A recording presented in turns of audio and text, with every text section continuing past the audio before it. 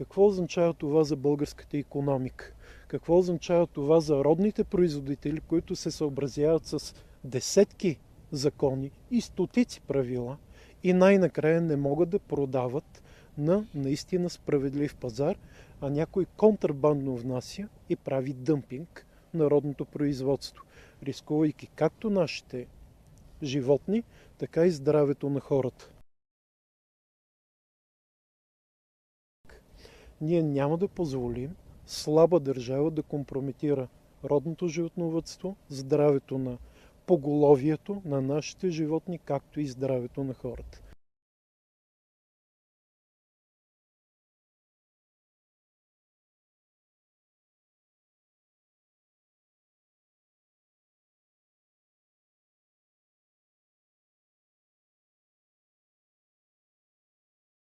Наистина говорим за мащабен канал, нещо, което е извън това, което може да си представите. Камиона, който е задържан, няма разрешително. Камиона е с полска регистрация, без разрешително за транспорт на животни и най-важното, изнасят от страна, която е напълно забранен износа на живи животни оттам. Говорим за Румъния.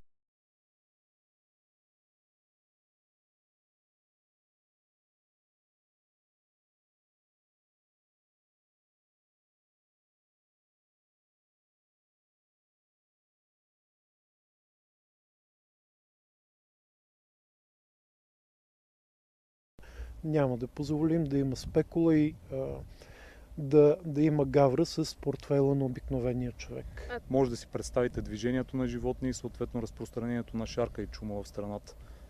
Били сме под постоянен риск и продължаваме да сме в такъв риск. Също имаме заловени агнета и на гръцката граница. Заварваме държава в пълна анархия, която животни си влизат и си излизат и се разкарват навсякъде без абсолютно никакъв контрол.